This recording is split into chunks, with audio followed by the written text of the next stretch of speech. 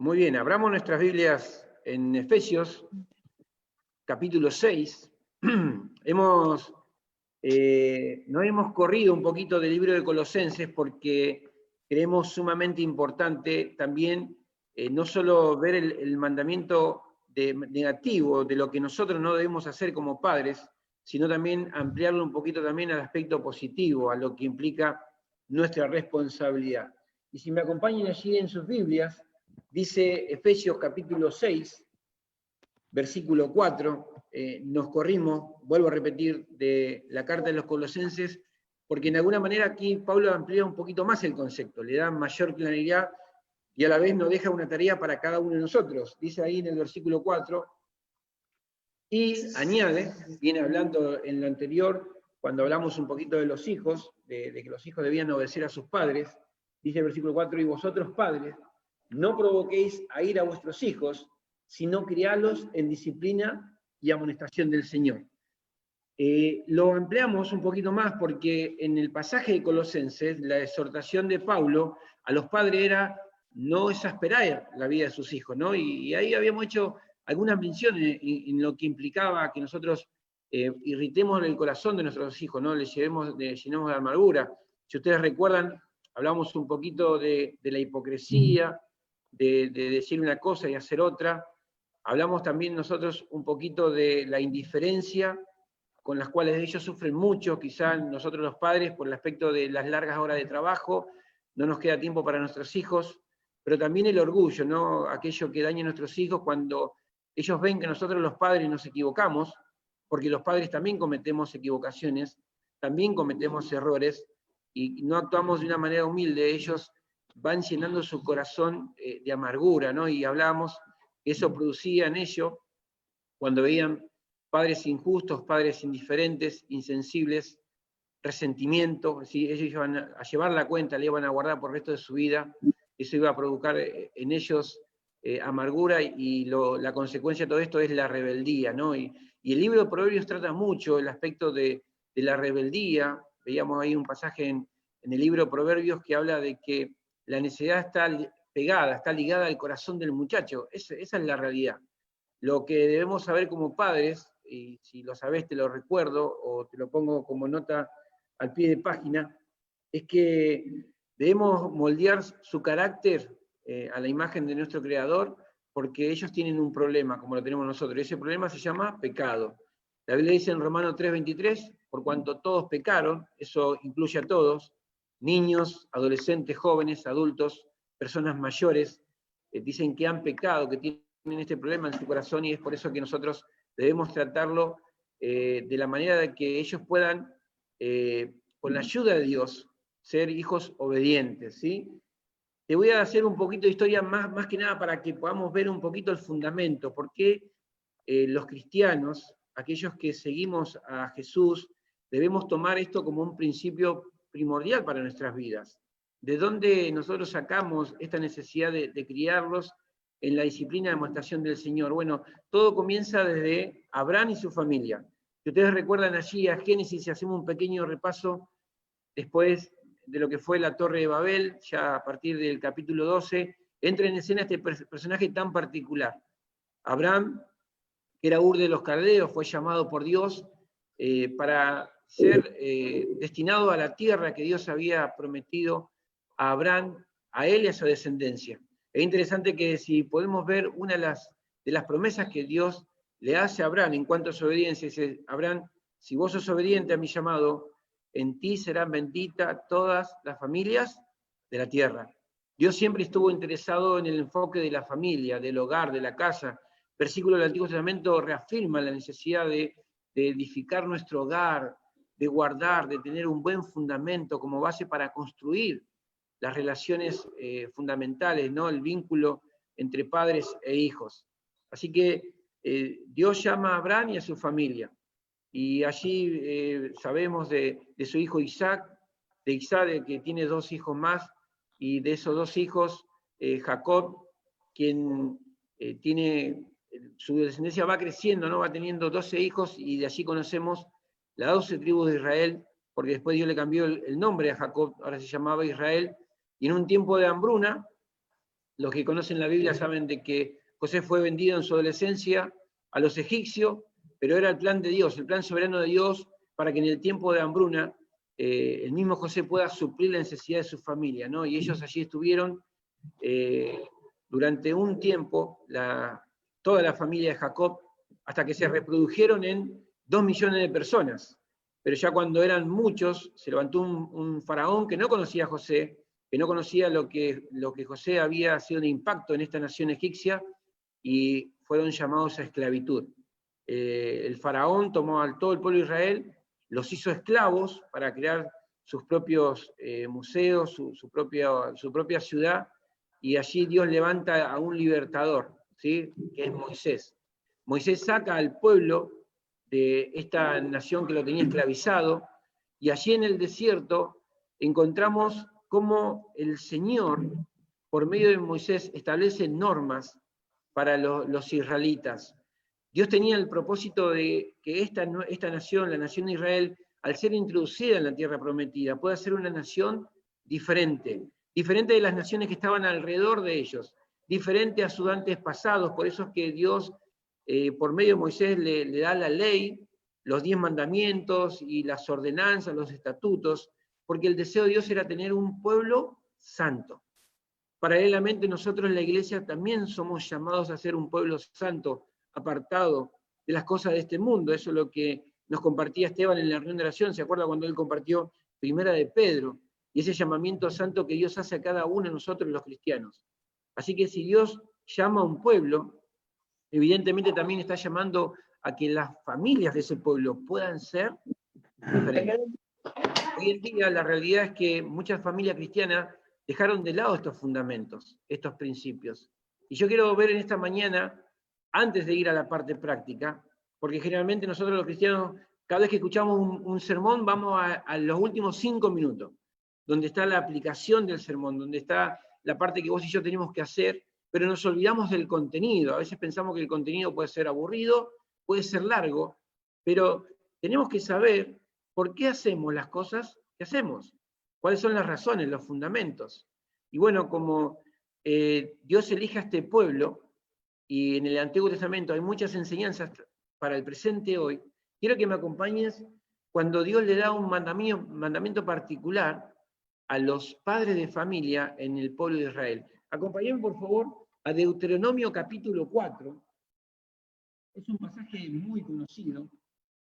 Me encanta porque el libro de Deuteronomio, sabemos que fue escrito por Moisés.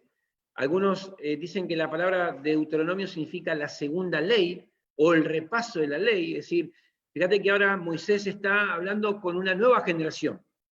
Toda la primera generación de personas adultas que salieron de Egipto quedaron postrados en el desierto a causa de la incredulidad, por no seguir, no tener confianza en los planes de Dios. Así que ahora hay una nueva generación. Todos los de 20 años para abajo que estaban en el desierto fueron los que van a ser introducidos a la tierra prometida. Entonces Moisés, un hombre anciano, un hombre ya grande, tiene que recordarles a esta nueva generación cuáles son los planes de Dios, no solo para la nación de Israel, para los israelitas, sino para la familia en particular, porque siempre decimos que una familia es el núcleo de una sociedad. De ahí la importancia de tener a Dios en primer lugar en nuestras familias y de tomar de su sabiduría, porque sí, no hay, quiero decir, hay muchos libros que hablan de la crianza, pero hay uno que es eterno, hay uno que habla desde el diseño, que es Dios mismo, ¿no? En su palabra. Hay muchos libros que pueden tocar diferentes aspectos, y aún no es suficiente. Por eso es que nosotros vamos al fundamento, que es la palabra de Dios.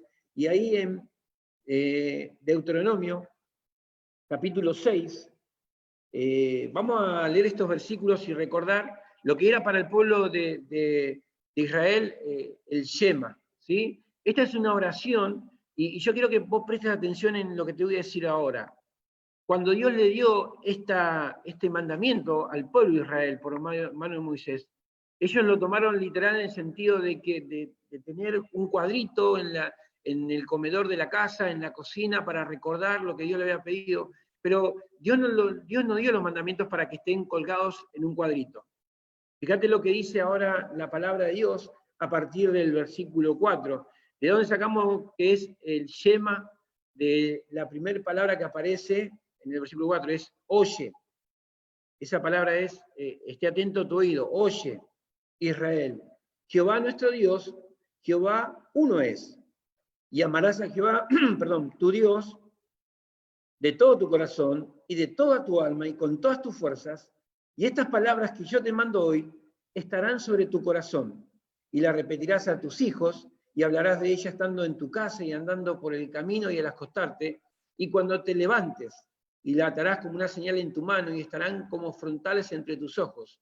Y las escribirás en los postes de tu casa y en las puertas.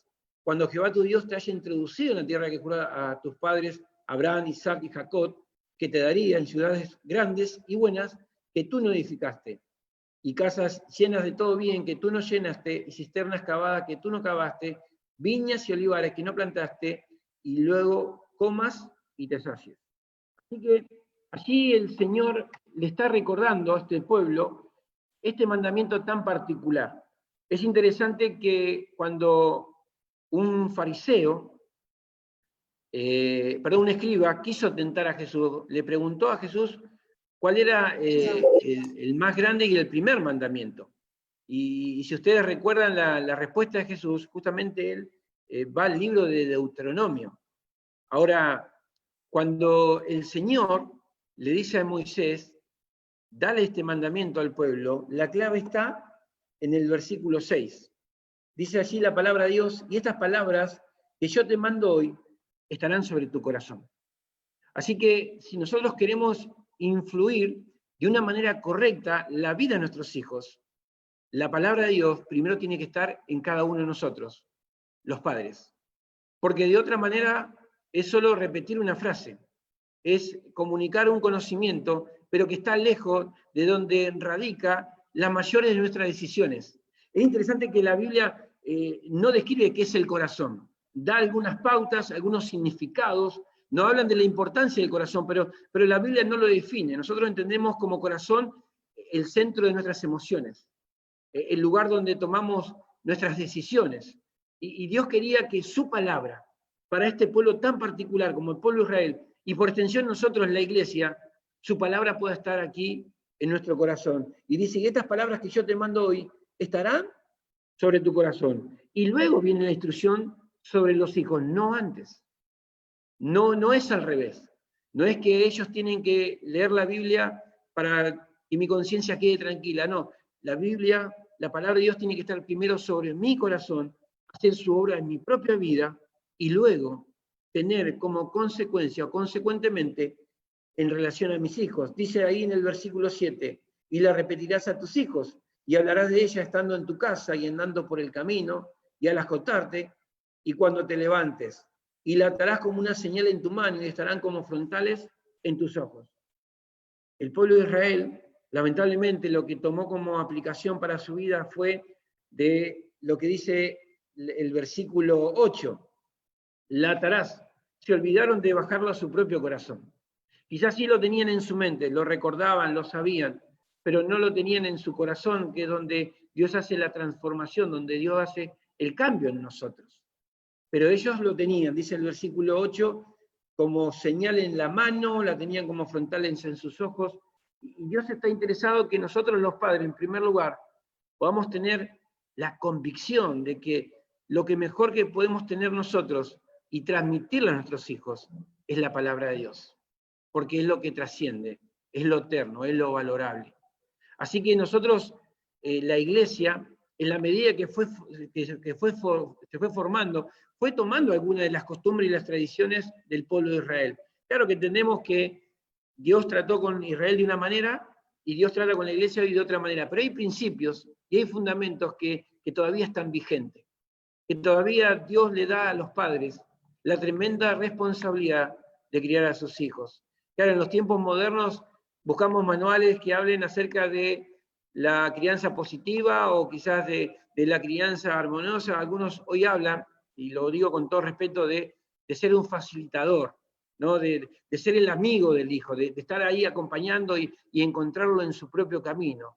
Cuando la Biblia nos instruye a nosotros los padres que nuestro deber es tratar con ellos de la manera que Dios como Padre trata con cada uno de nosotros, cuidándolos, protegiéndolos, pero por sobre todas las cosas, la educación de nuestros hijos es nuestra primera responsabilidad.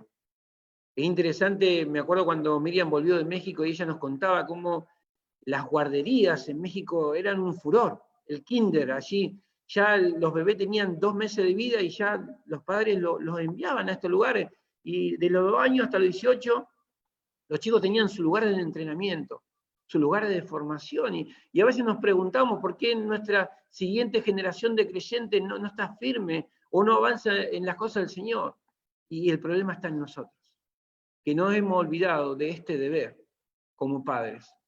Seguramente vos estarás pensando, bueno, yo no sé la forma, no conozco la herramienta. Sabés que con nosotros tenemos al Espíritu Santo de Dios, quien nos puede ayudar. Y generalmente Él nos puede ayudar cuando nosotros dependemos en Él, cuando nosotros reconocemos nuestra incapacidad. Porque claro, es fácil ser padre, es fácil traer a un hijo al mundo. La difícil tarea es hacer un trabajo de influencia, y que este trabajo sea un trabajo para toda la eternidad. Cuando le preguntaron a Jesús cuál era el más grande mandamiento, tiene que ver, grande, tiene que ver con, o importante, tiene que ver con el aspecto del corazón.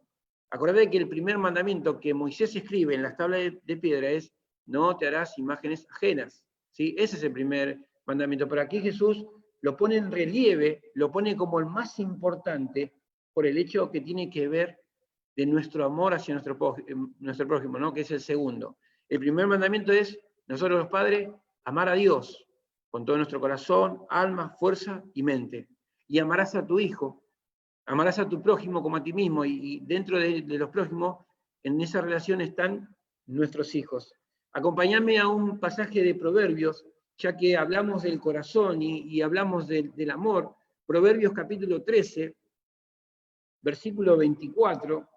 Allí hay un pasaje que generalmente se dan en talleres que tienen que ver con la crianza de nuestros hijos, pero yo lo quiero tomar en esta mañana en el aspecto de evaluar si estoy amando o no a mis hijos. Proverbios capítulo 13, versículo 24, dice allí la palabra de Dios: el que detiene el castigo a su hijo, aborrece. ¿Sí? La primera parte. Y en segundo lugar, dice el proverbio, más el que lo ama, desde temprano, lo corrige. Así que el hecho de disciplinar y amonestar a nuestros hijos en el Señor es un acto de amor. Es un acto de cuidado, de protección. Y la Biblia tiene grandes ejemplos de personas que cumplieron con este mandamiento, que hicieron lo que veían que era necesario por la vida de sus hijos. Te recuerdo algunos ejemplos para ilustrar este punto acerca del amor hacia mi hijo. En primer lugar, recordar la historia de Job. Acompáñame por favor por un momento. Job capítulo 1, versículo 5. En el capítulo 1 conocemos un poquito el trasfondo de Job, de su familia, aún de cómo el Señor le dice a Satanás: ¿no has considerado la vida de Job, un hombre justo, temeroso de mí?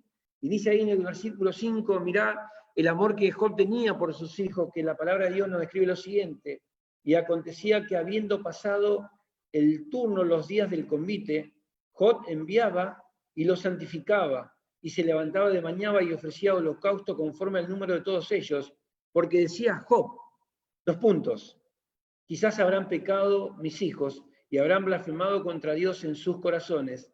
De esta manera hacía todos los días. ¿Sabés lo que Job tenía como prioridad en su propia vida? Él entendía que sus hijos también eran pecadores, que sus hijos podían haber cometido algún pecado, alguna falta, algo que blasfeme el nombre de Dios.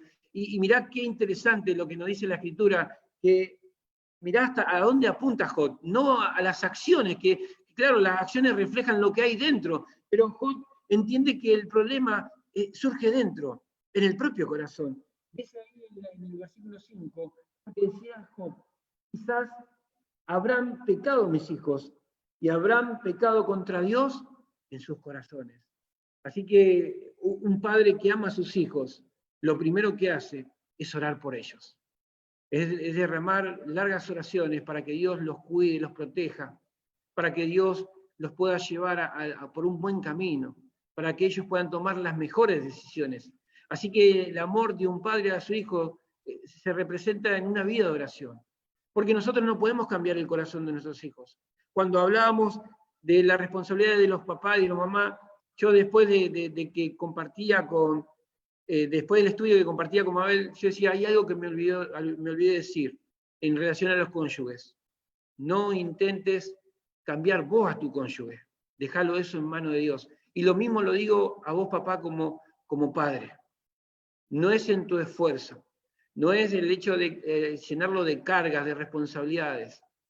Es pedirle a Dios que Él trate con sus corazones, que Él cambie sus corazones, porque ahí radica la mayoría de los problemas. Así que Job es un ejemplo de un padre que amaba a sus hijos de una manera práctica, ¿no? Que los protegía con sus oraciones.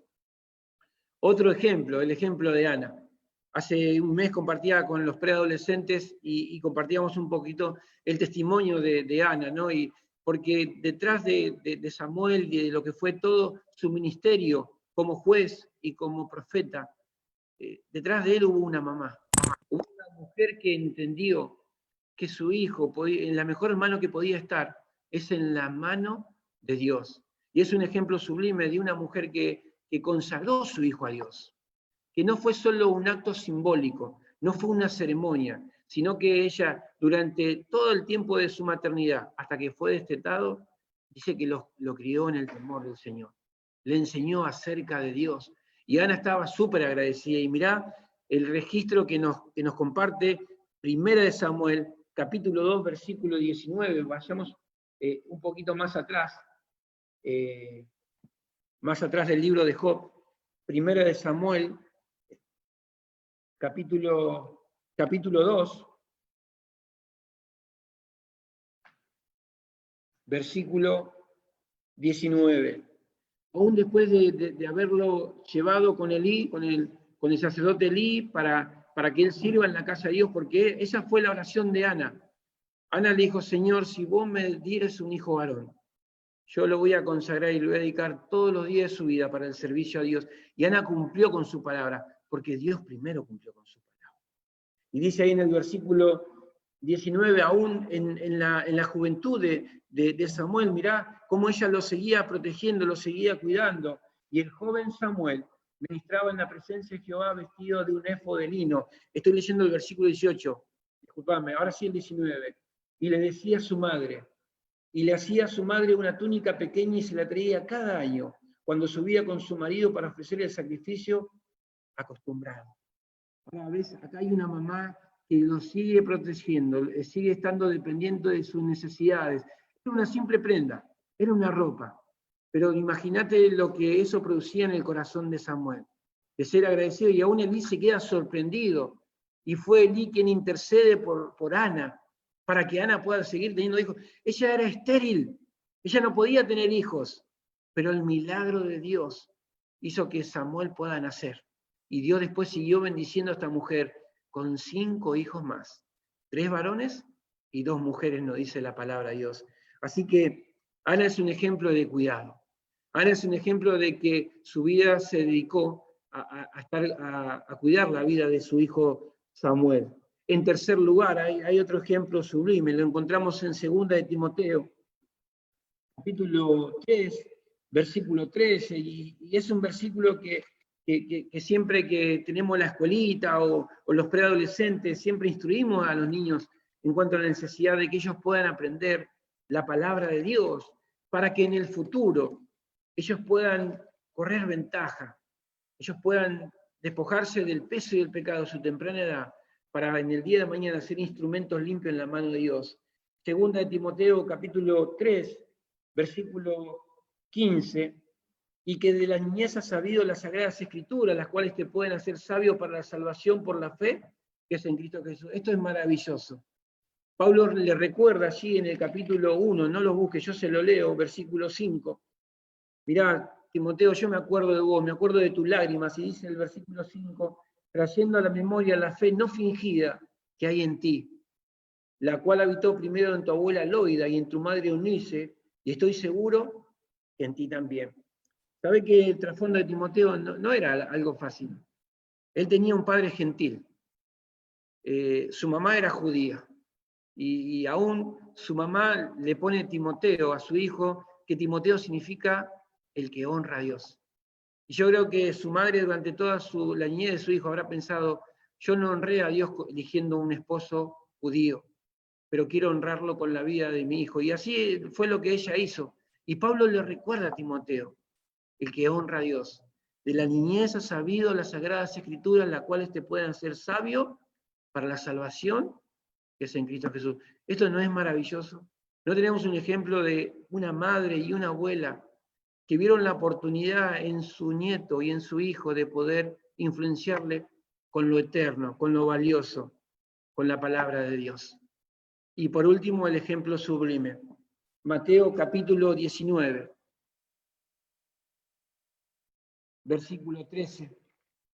Aun cuando los discípulos veían que Jesús bendiciera a los niños era una pérdida de tiempo, pero Jesús le va a reprender y le va a enseñar a los discípulos. Y nos va a enseñar también a cada uno de nosotros que para Él todas las personas son importantes. Él no solo sanó a una anciana como la suegra de Pedro, Él no solo ayudó a un paralítico, sino que Él también tuvo en cuenta y presente la vida de los niños. Y para Jesús es importante. Y si para Jesús es importante, para nosotros también tiene que ser importante. Dice en el versículo 3, entonces le fueron presentados unos niños para que pusiese las manos sobre ellos y orase, y los discípulos le reprendían. Quizás para los discípulos era una pérdida de tiempo. Ahora son pequeños, cuando sean grandes van a poder aprender de Jesús. Pero Jesús vio que era el tiempo oportuno, vio que esa era la oportunidad de bendecir sus vidas. Y dice el versículo 14, un versículo emblema para nuestra iglesia. Pero Jesús dijo, dejad a los niños venir a mí y no se lo impidáis, porque de los tales es el reino de los cielos. Jesús ama a todos los niños. Y Jesús quiere que todos los niños puedan conocer su palabra, puedan conocer su persona, puedan ser salvos y puedan tener una niñez diferente. Quizá que la mayoría de nosotros los adultos no hemos tenido.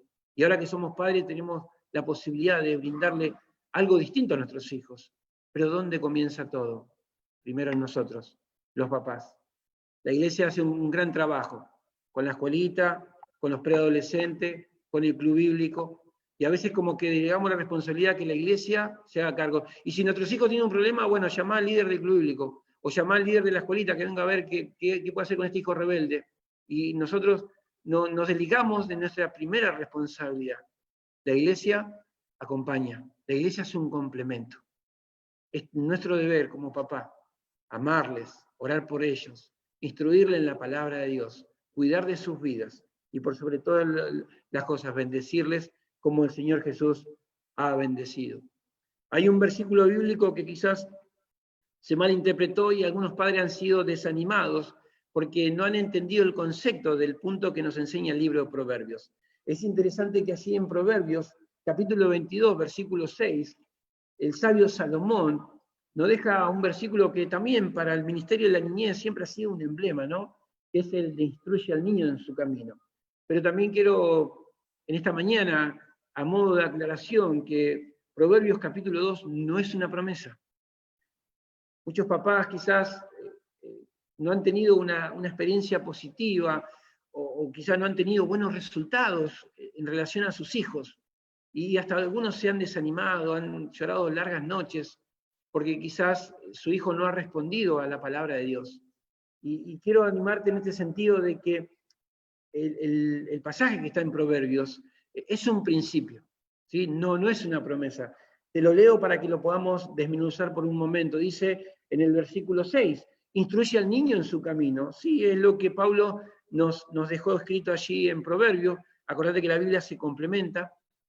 Pablo nos decía que nosotros debemos instruirlo en la amonestación y disciplina del Señor. Y acá dice, instruye al niño en su camino, y aun cuando fuere viejo, no se apartará de él.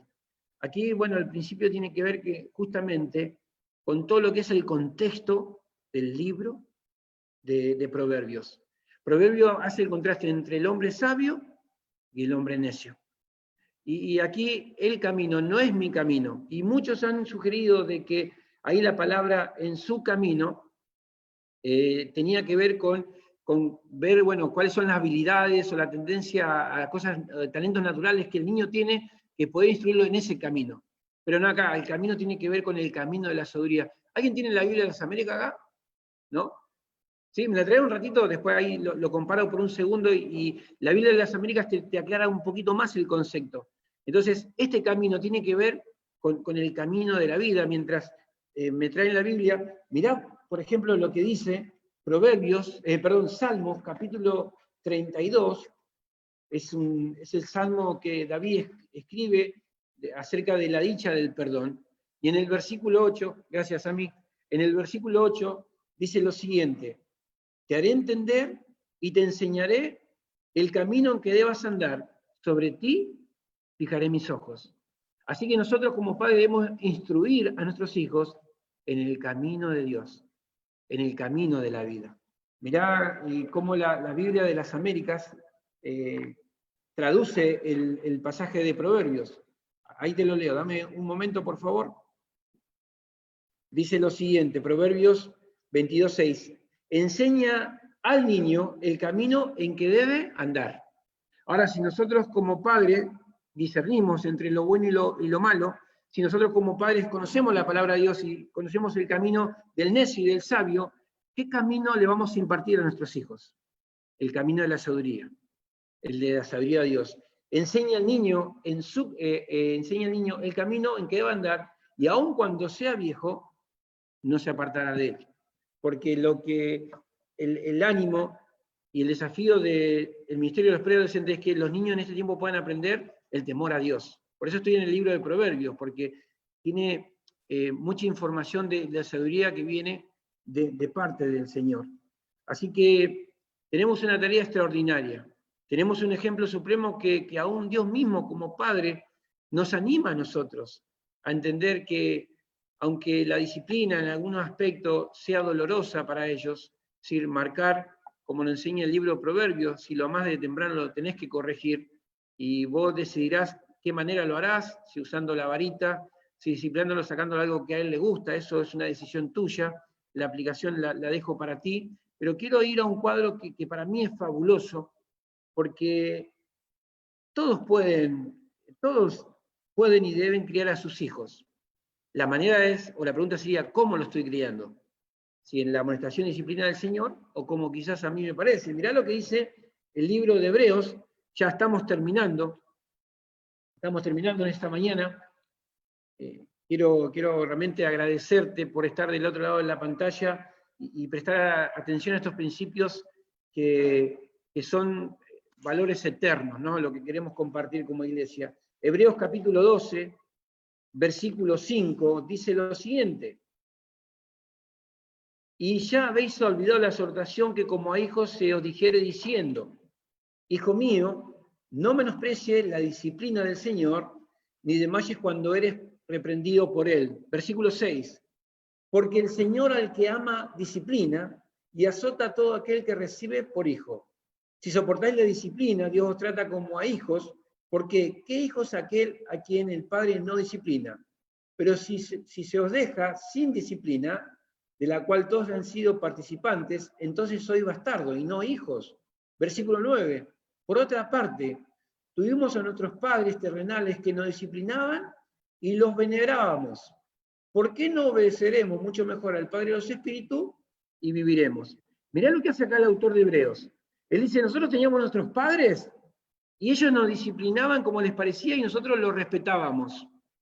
¿Cuánto más tendría que ser nuestro respeto hacia Dios? Versículo 10. Y aquellos, es decir, los padres, ciertamente por pocos días nos disciplinaban como a ellos les parecía. Pero hablando de la disciplina del Señor hacia sus hijos, dice en el versículo 10, para lo que no es provechoso, para que participemos de su santidad. Es verdad, al presente ninguna disciplina parece ser causa de gozo, dice la palabra de Dios, sino de tristeza, pero después da fruto apacible de justicia a lo que en ella han sido ejercitados. Así que si Dios nuestro Padre nos disciplina a nosotros, Nosotros como padres debíamos buscar la forma en disciplinar a nuestros hijos. Es enseñarle aquellas cosas que están mal y corregirle cuando sea necesario. Muchos estarán pensando, bueno, yo tengo ya un hijo adolescente o adulto que es rebelde. Bueno, te doy una esperanza, quédate tranquilo. Dios el Padre tiene muchos hijos rebeldes y aún así Él nos sigue amando, nos sigue cuidando, nos sigue protegiendo, porque Dios ha puesto en nosotros. Y la tarea maravillosa de la disciplina, y termino con este concepto, tiene que ver con dos cuestiones muy importantes. En primer lugar, los padres tienen una autoridad divinamente delegada. Efesios capítulo 6, versículo padre. No provoquéis a ir a vuestros hijos, sino criarlos en la disciplina y amonestación del Señor. Pero en segundo lugar, y termino con esto, Isaías 43, 7 dice que Dios nos ha creado, nos ha formado para su gloria. La tarea más desafiante para un padre piadoso es que la crianza sea espiritual y relacionada a lo eterno, que sea para la gloria de Dios. Que Dios nos ayude a hacerlo de la manera correcta, de tomar sus principios, no los principios de este mundo. Este mundo te dice, déjalo que ellos decidan, que hagan lo que ellos quieran, pero como dice el salmista, nuestros hijos son como una flecha en nuestras manos. Hacia nosotros donde apuntemos, es hacia donde ellos van a llegar. Y si en tu corazón vos pones de que ellos lleguen a lo más alto, no digo que esté mal de que sean arquitectos, abogados, empresarios, que trabajen quizás con la tecnología, pero que todo lo que hagan lo pueden hacer en el temor del Señor. Porque eso va a traer como resultado una sociedad diferente, una sociedad donde haya hombres y mujeres que fueron criados con valores que son eternos. Qué desafiante tarea, qué labor, qué responsabilidad. ¿Por qué no oramos en este momento? Para que el Señor nos ayude a hacerlo de la manera correcta. Y si quizás hay que pedir perdón por el tiempo perdido, el Señor es pronto para perdonar, está presto. Y quizás sea un hermoso domingo a los que están en familia poder compartir sobre lo que escuchamos en el día de hoy, para corregir, para instruir, para que el hombre y la mujer de Dios sea preparado, enteramente preparado para toda buena obra. ¿Les parece si oramos? Querido Dios, queremos darte tantas gracias por el contenido de tu palabra. Qué desafío y Señor, golpea tan duro nuestro corazón, nuestro duro corazón. ¿Cuántas veces, Señor, hemos dejado estos valores trascendentales, Señor, y quizás en poco tiempo perdimos la esperanza, perdimos las fuerzas, y nos olvidamos, Señor, de que quizás a veces los resultados no son inmediatos. Quizás los resultados lleven más tiempo de lo que nosotros pensamos, pero según lo que dice tu palabra, si nosotros lo hacemos en la disciplina y amonestación del Señor, vamos a bendecir sus vidas, porque ellos van a saber elegir entre lo bueno y lo malo, entre la verdad y el error, y ellos van a poder seguir el camino de la vida, el camino que tú trazaste, el camino de Cristo. Señor, perdón porque a veces cerramos la Biblia y nos encerramos y enfocamos en lo que el mundo hace. Ayúdanos, Dios, a mantener el alto estos valores eternos, Padre. Te lo pedimos. Y te pedimos que puedas bendecir la vida de nuestros hijos, guardar sus caminos, que nosotros, Dios, podamos ser una guía, un referente, pero por sobre todas las cosas, Dios, bendice su vida para que ellos puedan conocerte a ti. Así que te damos gracias en esta mañana y te bendecimos en el nombre del Señor Jesús. Amén. Muy bien, hermanos. Gracias por su